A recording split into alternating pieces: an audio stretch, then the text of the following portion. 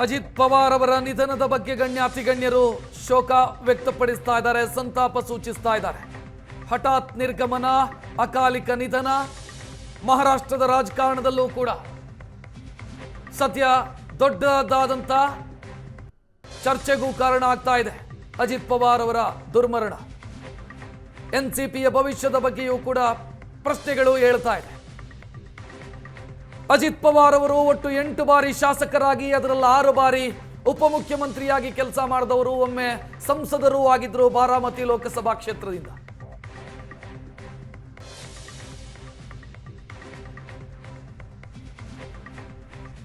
ಇನ್ನು ಮಹಾರಾಷ್ಟ್ರದ ಬಾರಾಮತಿಯಲ್ಲಿ ವಿಮಾನ ದುರಂತದಿಂದ ಮಹಾರಾಷ್ಟ್ರದ ಉಪಮುಖ್ಯಮಂತ್ರಿ ಅಜಿತ್ ಪವಾರ್ ನಿಧನರಾಗಿದ್ದಾರೆ. ನರೇಂದ್ರ ಮೋದಿ ಅವರು ಸಂತಾಪ ಸೂಚಿಸಿರುವಂತಹ ಅವರ ಟ್ವೀಟ್ ಅನ್ನು ನೀವು ನೋಡ್ತಾ ಇದ್ದೀರಿ. Saddened by the tragic air crash in Baramati, Maharashtra, my thoughts are with those who lost their loved ones in the crash. Praying for the strength and courage for the families in the moment of profound grief ಅಂತವರು ಬರೆದಿದ್ದಾರೆ. ಮೋದಿಯವರು ಸಂತಾಪ ಸೂಚಿಸಿರೋದನ್ನ ಕೂಡ ನೀವು ನೋಡ್ತಾ ಇದ್ದೀರಿ. ಅವರ ಅಧಿಕೃತ ಎಕ್ಸ್ ಖಾತೆಯಲ್ಲಿ ಮಾಡಲಾಗಿರುವಂತಹ ಪೋಸ್ಟ್ ಅನ್ನು. ಇನ್ನು ಅಮಿತ್ ಶಾ ಅವರು ಕೂಡ ಟ್ವೀಟ್ ಮಾಡಿರೋದನ್ನ ನೋಡ್ತಾ ಇದೆ. ಗೃಹ ಸಚಿವ ಅಮಿತ್ ಶಾ ಅವರು ಕೂಡ ಸಂತಾಪ ಸೂಚಿಸಿದ್ದಾರೆ. ಪ್ರೀತಿ ಪಾತ್ರರನ್ನ ಕಳಕೊಂಡ ಅವರಿಗೆ ಅವರ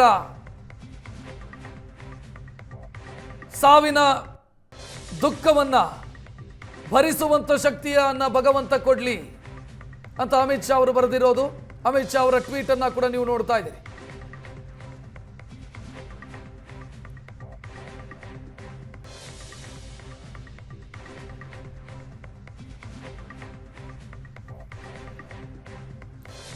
ಇನ್ನು ವಿಧಾನಸಭೆಯಲ್ಲೂ ಕೂಡ ಇವತ್ತು ಅಜಿತ್ ಪವಾರ್ ಅವರಿಗೆ ಸಂತಾಪ ಸೂಚಿಸಲಾಗಿದೆ.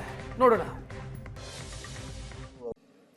ಕನ್ನಡಿಗರ ಬಗ್ಗೆ, ಕರ್ನಾಟಕದ ಬಗ್ಗೆ ಸಾಕಷ್ಟು ಸುಮಧುರ ಭಾವನೆಯಿಂದ ಇದ್ದವರು. ನಾವು ದೂದ್ಗಂಗಾ ಪ್ರಾಜೆಕ್ಟನ್ನು ಮಾಡುವಂಥ ಸಂದರ್ಭದಲ್ಲಿ ಪದಮ್ ಸಿಂಗ್ ಅವರು ಅವಾಗ ನೀರಾವರಿ ಸಚಿವರಾಗಿದ್ದರೂ ಸಹಿತ, ವಿಲಾಸರಾವ್ ದೇಶಮುಖ್ ಅವರು ಅವತ್ತು ಮುಖ್ಯಮಂತ್ರಿಗಳಾಗಿದ್ದಂಥ ಸಂದರ್ಭದೊಳಗೆ ಅಜಿತ್ ಪವಾರ್ ಅವರು ಸಹಿತ ಆ ಕೆಲಸ ಆಗೋದಕ್ಕೆ, ಯಾಕಂದರೆ ನಮ್ದು ಆಗಲೇ ಅವಾರ್ಡ್ ಟೈಮ್ ಮುಗಿದು ಹೋಗಿತ್ತು. ಆದಾಗ್ಯೂ ನಮ್ಮ ಕರ್ನಾಟಕದ ಆ ನಿಲುವಿಗೆ ಅನುಕೂಲಕರವಾದ ಅಭಿಪ್ರಾಯವನ್ನು ವ್ಯಕ್ತ ಮಾಡಿದ್ದನ್ನು ಸಹಿತ ನೆನಪು ಮಾಡ್ಕೋತೀನಿ. ಅಂಥ ಒಬ್ಬ ಕ್ರಿಯಾಶೀಲ ನಾಯಕ, ರೈತ ಪರವಾಗಿ ಹೋರಾಟ ಮಾಡ್ತಕ್ಕಂಥವ್ರು, ಸಹಕಾರ ಕ್ಷೇತ್ರದಲ್ಲಿ ಭಾಳ ಎತ್ತರದಲ್ಲಿ ನಿಂತು ಕೆಲಸ ಮಾಡಿದವರು. ಇವತ್ತು ಸಹಕಾರ ಕ್ಷೇತ್ರದಲ್ಲಿ ಸಕ್ಕರೆ ಕಾರ್ಖಾನೆಗಳು ಉಳಿದಿದ್ದರೆ ಅವುಗಳಿಗೆ ಅಜಿತ್ ಪವಾರ್ ಅವರ ಸೇವೆಯೂ ಸಹಿತ ಭಾಳ ವಿಶೇಷವಾದದ್ದು ಅನ್ನೋದನ್ನು ನೆನಪಿಸ್ಕೋತಾ ಅವರಿಗೆ ಗೌರವಪೂರ್ಣವಾಗಿರ್ತಕ್ಕಂಥ ಶ್ರದ್ಧಾಂಜಲಿಯನ್ನು ಸಲ್ಲಿಸ್ತೀನಿ. ಕನ್ನಡಿಗರ ಬಗ್ಗೆ, ಕರ್ನಾಟಕದ ಬಗ್ಗೆ ಸಾಕಷ್ಟು ಸುಮಧುರ ಭಾವನೆಯಿಂದ ಇದ್ದವರು. ನಾವು ದೂದ್ಗಂಗಾ ಪ್ರಾಜೆಕ್ಟನ್ನು ಮಾಡುವಂಥ ಸಂದರ್ಭದಲ್ಲಿ ಪದಮ್ ಸಿಂಗ್ ಅವರು ಅವಾಗ ನೀರಾವರಿ ಸಚಿವರಾಗಿದ್ದರೂ ಸಹಿತ, ವಿಲಾಸರಾವ್ ದೇಶಮುಖ್ ಅವರು ಅವತ್ತು ಮುಖ್ಯಮಂತ್ರಿಗಳಾಗಿದ್ದಂಥ ಸಂದರ್ಭದೊಳಗೆ ಅಜಿತ್ ಪವಾರ್ ಅವರು ಸಹಿತ ಆ ಕೆಲಸ ಆಗೋದಕ್ಕೆ, ಯಾಕಂದರೆ ನಮ್ದು ಆಗಲೇ ಅವಾರ್ಡ್ ಟೈಮ್ ಮುಗಿದು ಹೋಗಿತ್ತು.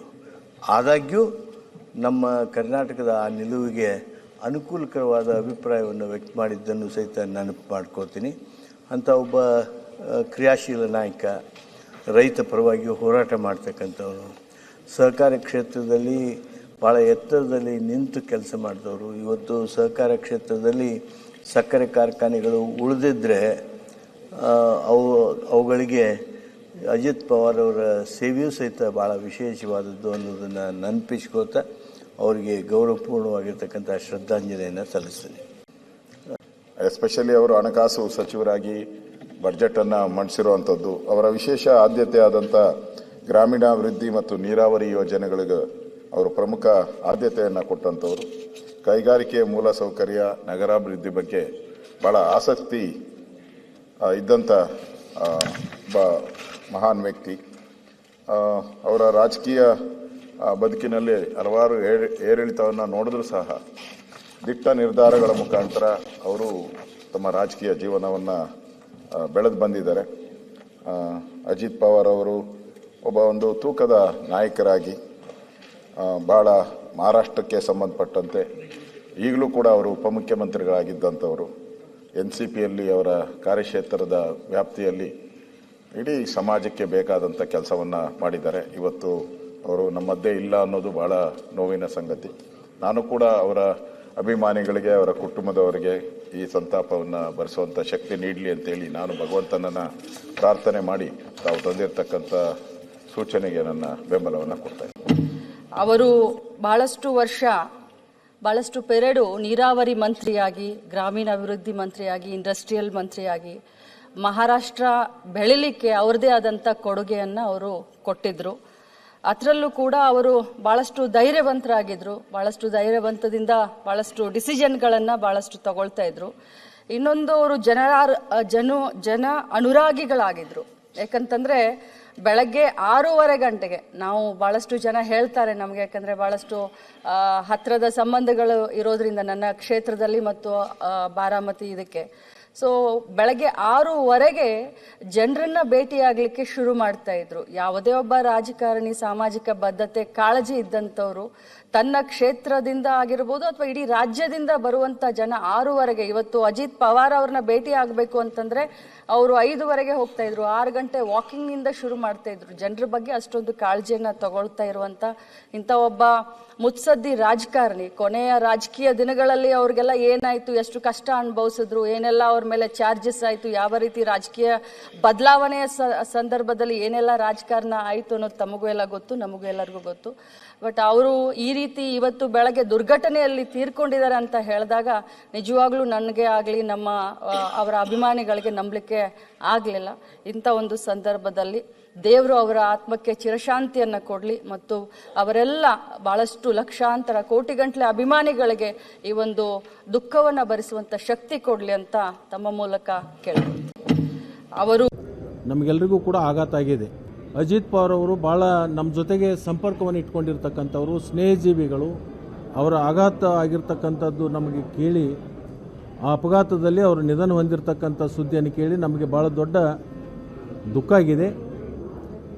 ಅವರ ಆತ್ಮಕ್ಕೆ ಶಾಂತಿ ಸಿಗಲಿ ಮತ್ತು ಅವರ ಅಭಿಮಾನಿಗಳ ಒಂದು ಈ ದುಃಖವನ್ನು ಭರಿಸ್ತಕ್ಕಂಥ ಶಕ್ತಿಯನ್ನು ಭಗವಂತ ದಯಪಾಲಿಸಲಿ ಅಂತೇಳಿ ಆ ಭಗವಂತನಲ್ಲಿ ನಾನು ಪ್ರಾರ್ಥನೆಯನ್ನು ಮಾಡಿ ಅವರ ಆತ್ಮಕ್ಕೆ ಶಾಂತಿಯನ್ನು ಕೋರ್ತಾ ಇದ್ದೀನಿ.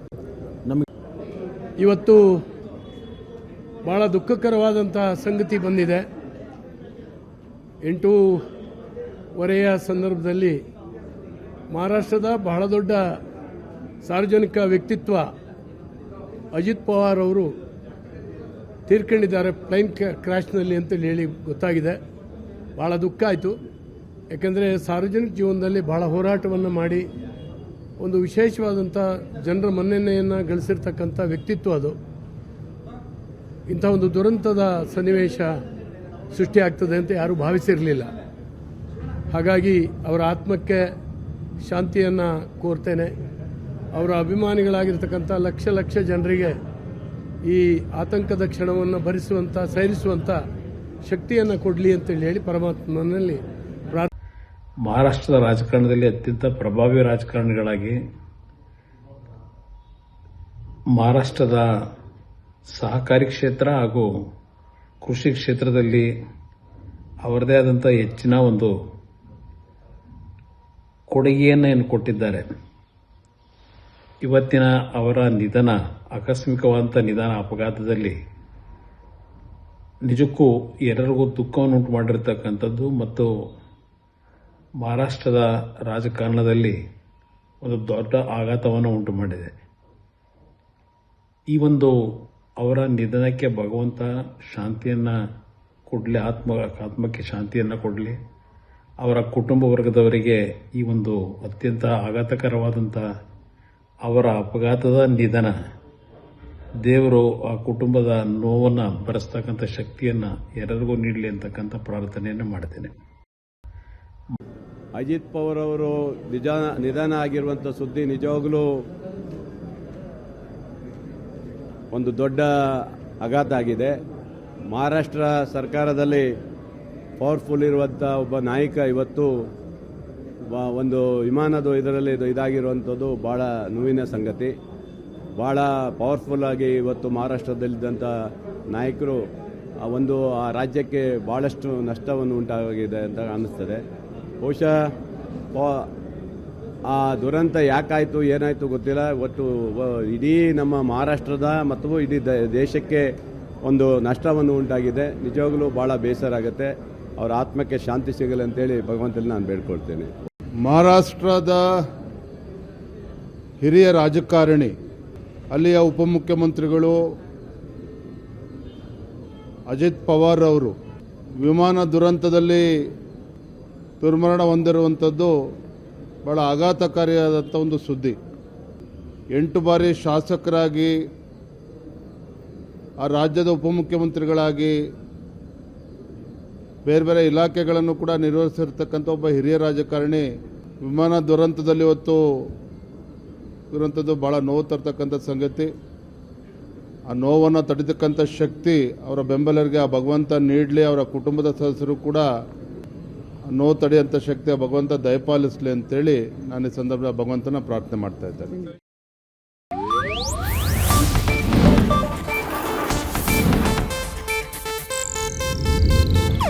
ಇದು ಏಷ್ಯಾನೆಟ್ ನ್ಯೂಸ್ ನೆಟ್ವರ್ಕ್ ಪ್ರಸ್ತುತಿ.